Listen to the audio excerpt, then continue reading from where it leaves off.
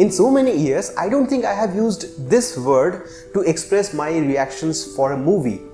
Optimum. I watched a movie in a theater after more than a year, and honestly, after watching it, I felt like I didn't need a huge groundbreaking, world-shattering story. What I needed was exactly this. Hello, namaskar, welcome, swagatam. Here we start another installment of Tinsel Talk, and today I'll talk about the latest Marvel movie to come out, Shang-Chi. Shang-Chi and the Legend of the Ten Rings is not a movie about Chinese martial arts, not about dragons and the mystic lore of the Chinese dragon and the soul suckers and all that. This movie is about family. You'll understand what I mean in a moment. Before we delve any deeper, let me just say that this video is safe for you even if you haven't watched the movie yet. I will not talk about any major plot points or spoilers. Shang-Chi is another example of how diverse the Marvel Cinematic Universe, rather the Marvel Multiverse is. Remember, back in the day when Guardians of the Galaxy movie came out, it felt like, what the hell is going on? We're the Guardians of the Galaxy. Who? Why is Marvel going for obscure superheroes and teams and stories that no one has any idea about? But seeing how that all turned out, there is no doubt that Marvel knows what they are doing. We have had obscure stories be told in such a way we could never have imagined, and we love Marvel Studios for it. So when Shang-Chi's actual appearance on the movie screen was announced, there was nothing but excitement in my heart. The COVID pandemic halted more than just the movie's production. It changed how we see the world of entertainment now. Streaming services are now more mainstream than going to the theaters, which is why I was a bit skeptical about watching Shang-Chi in theaters. But as I said in the very beginning, this is exactly the kind of movie to warm me up to the idea of going to the theaters once again. So Shang-Chi and the Legend of the Ten Rings starts with, you guessed it, the Legend of the Ten Rings. The Ten Rings gave our family power. The rings of power which gave their wielder the power of a god. The wielder, named Zhu Wenmu, played by Tony Leung, has been in power for 1,000 years and leads his army of elite soldiers named the Ten Rings. Now, when we hear the term the Ten Rings, we are brought back to Iron Man. The Mandarin's 10 rings in the Marvel comics are very different from the 10 rings in the MCU. Starting in 2008 with the first Iron Man movie, we could associate the 10 rings with a terrorist organization. The super secret and super strong terrorist network grew its legend over the next two Iron Man films, finally revealing the name the Mandarin in the form of the actor Trevor Slattery.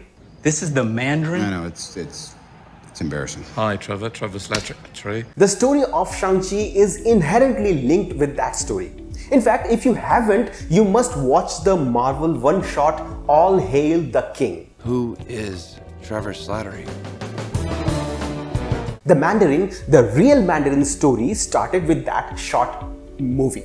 Trevor Slattery has been with the real Mandarin ever since he was broken out of the prison. But this real Mandarin, he is no longer the evil warlord he had been for a millennium. In his continuing quest for more power, he came across the magical village of Ta Lo and one of its guardians, Ying Li, played by Fala Chen. In a colorful, graceful and extremely well choreographed duel, the Mandarin lost to Ying Li. He lost not only the duel, but his pride and his thirst for power. He fell in love and eventually he became a family man living with his wife. They have two children, Zhu Shang-Chi and Zhu Jialing. Again here, the origin of Shang-Chi in the Marvel comics is different from what we see in the movie. So the core premise of Shang-Chi and the Legend of the Ten Rings is not derived exactly from any comic book series.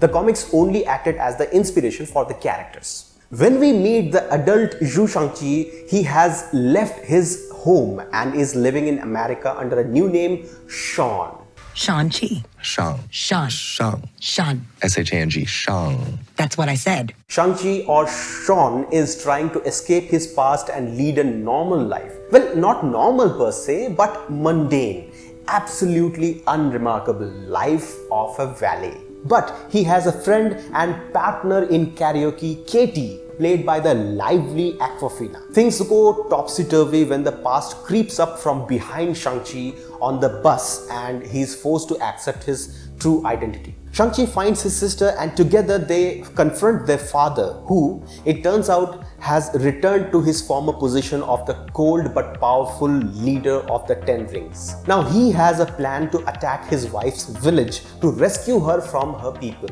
A plan that will inevitably result in a significant loss of life. So Shang-Chi, his sister Shu Xiaoling and Katie, they all stand tall against him with the help from none other than Trevor Slattery. They reach Ying Li's village of Ta Lo to warn the people and to fight with them. There Shang-Chi meets his aunt Ying Nan, played by Michelle Yeoh, who tells him about the family and basically makes him ready to accept his destiny and not to be at war with himself. You are a product of all who came before you, the legacy of your family.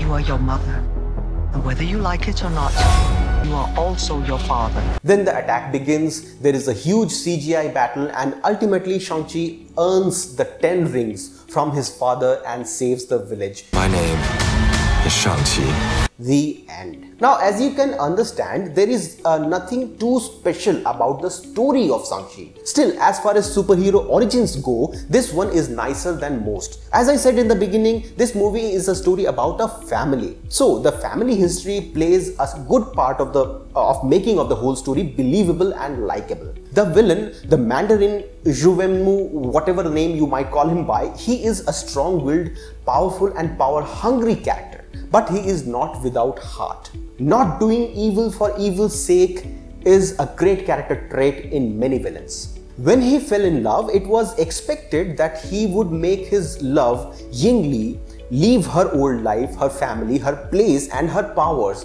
while he continued his old ways. But Zhu Wenmu did it too. The villain gave up his 10 rings of power and lived a reasonably simple life with the wife. And it is not only the power that he gave up his longevity. He accepted that love and family were worth growing old for. Even after his love was gone, he was ready to wage war, not to win or punish the family of his wife, but only in hopes of getting his loved one back. At the same time, Shang-Chi, the elder sibling, was molded into a warrior by his father. But his heart was in the right place, so instead of a life of bloodshed, vengeance and war, he chose exile to a life of anonymity and normalcy. There is some depth in his journey from a budding assassin, heir to the power of the 10 rings, to a normal man hiding from his past, to a man who is embracing his destiny and he finds his place in this world. The younger sibling, Zhu Xiaoling, who dealt with abandonment issues when first her mother died, then her father became distant and cold, and then her brother left to find his own path away from the shadow of his father, their father. She makes a name for herself and becomes another strong and independent character, still loving her brother. Although I think the sister's character was not well fleshed out, serving as a sidekick rather than an equal to the movie's protagonist. Anyway, the entire journey of Shang-Chi has strong elements of family, acceptance, belongingness and love through and through. Even with that, the story is not what I'd say a gem, a unique take on family dynamics or anything. Shang-Chi and the Legend of the Ten Rings has its own set of cliches and plot holes. The biggest one I'd say is why Zhu Wenmu waited 10 years before actually planning an attack on the magical village of Ta Lo. This aspect is very poorly explained in the movie. It makes no sense that the actual reason which drove Wenmu against the village elders of Ta Lo, that reason waited 10 years to develop. Yes, after his wife's death, Wenmu was broken, cold and vengeful. He resented the village elders of Ta Lo who were against his marriage to Ying Li from the beginning, but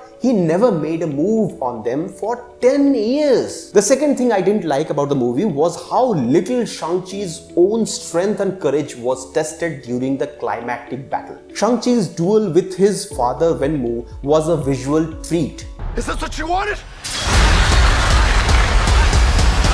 But towards the grand climactic battle, the Great Protector, the dragon, seemed to make things very easy for Shang-Chi and his team. The movie has an abundance of action and fights with an exquisite display of martial arts. For the most part, the fights are so amazingly choreographed that you don't even blink while watching the scenes.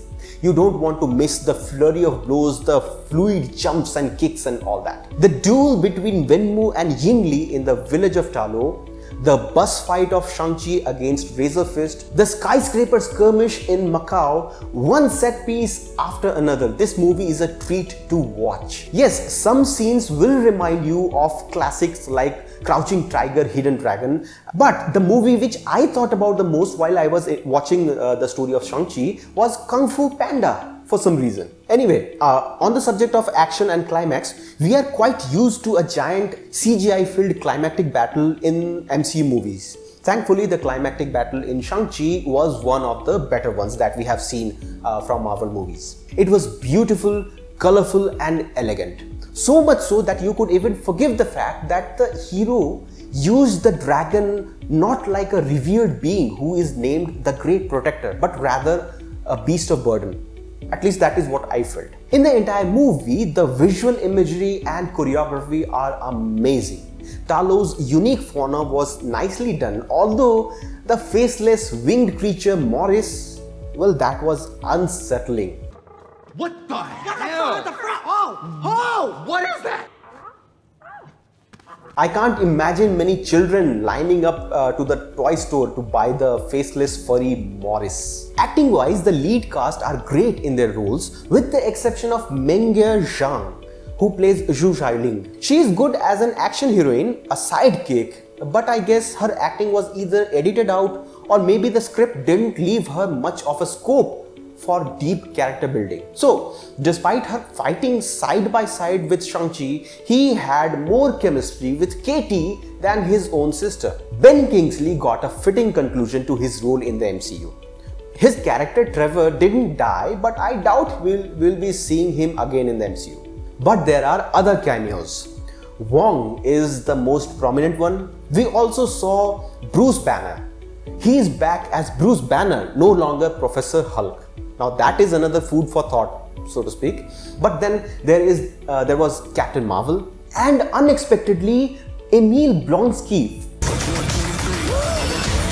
the abomination from the Forgettable Hulk. I mean, the incredibly forgettable Hulk. I mean, the Incredible Hulk, the forgettable MCU movie. And with all these cameos, there is comedy. The usual Marvel movie comedy, which works really well with the situation of the movie. Nothing over the top, making the experience all the more enjoyable. So, Shang-Chi joins the long roster of active superheroes in the Marvel multiverse in Phase 4, and as a movie it was not extraordinary but absolutely adequate. Exactly what the tone and the scale of a solo outing of a superhero movie, an origin movie, should be like. It was a martial arts extravaganza and a visual treat. So even with a just okay story, I will give Shang-Chi and the Legend of the Ten Rings 6.5 thumbs ups out of 10. What do you think? Did you get a chance to watch Shang-Chi in theaters? A CGI-filled climax can sometimes make or break a movie. The awful climactic duel of Black Panther diminished its greatness to some extent. The amazing Battle of New York in the Avengers is still a climax worth watching again and again and again. What I'm saying is that a CGI-filled climactic battle is not necessarily a bad thing in a superhero movie, but do let me know which Marvel movie has the worst climactic CGI battle in your opinion. As always, I'm eagerly looking forward to your feedback and comments.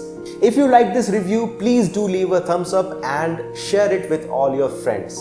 This is all from my side for today. I'll be back soon with another review or a different video on another topic.